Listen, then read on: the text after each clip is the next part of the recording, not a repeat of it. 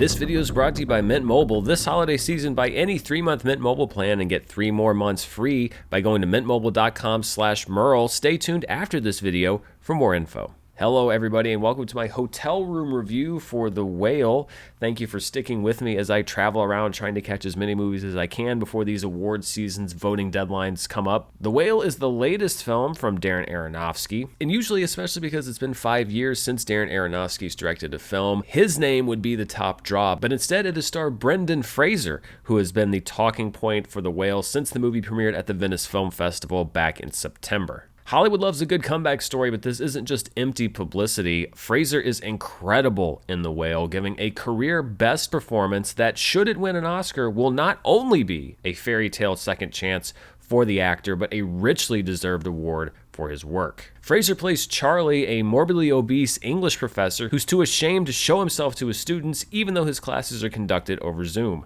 Charlie's life was struck by tragedy, and ever since, he's been on a slow march toward death that appears to be in its final stages. The entirety of The Whale pretty much takes place in Charlie's apartment as the few people that he lets into his life cycle in and out. His most frequent visitor is his nurse Liz, played by Hong Chow. While not trying to save Charlie from himself, Liz is enabling his destructive eating in a desperate attempt to keep their friendship and Charlie alive for one more day. Hong Chow is also currently appearing in The Menu, where she steals nearly every scene that she's in, so she's having a really great year, but we see a completely different side of her in this movie. Here we see a person who is damaged, like Charlie, struggling to balance love, pain, anger, and guilt as she watches her friends slowly die, and I think there should be as much buzz around Hong Chow for this film as there is for Brendan Fraser. Sadie Sink plays Charlie's teenage daughter Ellie, who hasn't seen her father in years and is basically bribed to keep him company.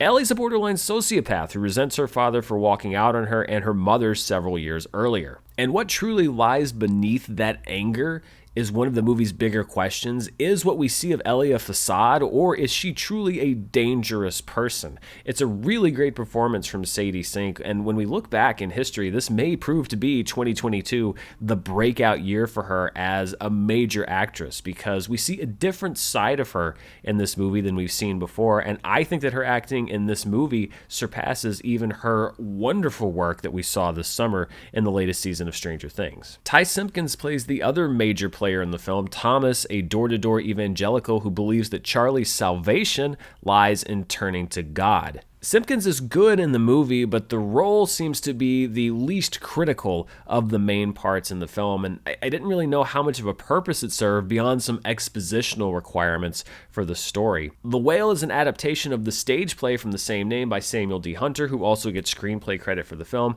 and I do think that there are some areas where a little more adaptation could have been used in order to make the movie more cinematic, and I don't mean by taking us out of Charlie's apartment, I just mean story-wise. There are some things that play better on stage than on screen. The acting in The Whale is really the movie's salvation, because I think in many areas the depiction of Charlie is iffy at best. There's a scene at one point in the movie where Charlie storms around his apartment, literally eating anything that he can find, and it borders on the comical, which is not the tone that the movie needs to strike at that moment. And I understand that perhaps the scene was meant to show us the depths of Charlie's despair and just how self-destructive he can be, but Fraser's performance really is able to convey that more than this over-the-top sequence could. I understand that it's a fine line.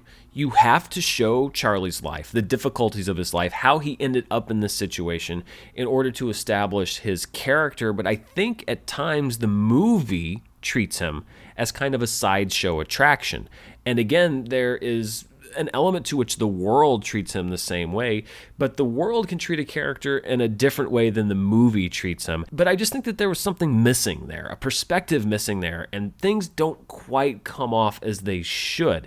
The real highlight here is Brendan Fraser's acting, and it's what pulls this movie back from the abyss in many places, because this could have been a disastrous film in anyone else's hands but Fraser's. And I really can't understate how great he is in this movie. I know that some people will look at the subject matter and the prosthetics and think that this is another example of an actor turning to makeup to win an Oscar, but Fraser is heartbreaking as Charlie, a complicated man who mourns his losses but also makes no excuses for his choices. He's also not presented as a magical, tragic character. I think that Charlie is delusional in many ways, but his delusions are delusions that see the world in a brighter place. In a way, it's almost a self-defense mechanism to shut out the real cruelty and tragedy of the world, because this is a character that has experienced enough of it. So even though these delusions are perhaps not healthy for Charlie, it also gives us insight into his character, because we want him to live in the world that he sees. We want everyone that he encounters in his life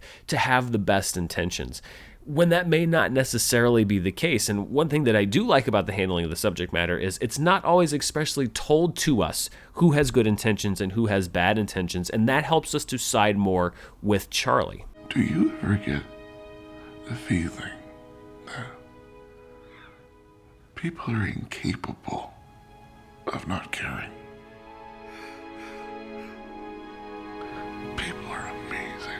It would be easy to rely on the makeup for this performance, and I think that other actors, even good actors, probably would. But after a few minutes, you don't see the makeup. You don't even really see Brendan Fraser. You see Charlie. It is a transcendent performance that I honestly didn't think that Brendan Fraser was capable of, and it alone is worth seeing this movie. Now, I have to admit that my own personal life experience may have somewhat colored my opinion on the movie itself, because I have had family members that struggled with obesity. Some of them are not here anymore. So it could very well be that I looked at the movie and the way that the movie treated Charlie and saw some of my own fears for my loved ones. And perhaps that even kind of put me off some of the depictions of Aronofsky and the character of Charlie, because a critic does bring their own experiences to a movie. Now, I don't think that should necessarily completely change your opinion on a film. You shouldn't view a film only through your life experiences, but I think that every critic also does view every movie through their own experience, because that's what critics are. It's all subjective. This idea of an objective critic is a false one.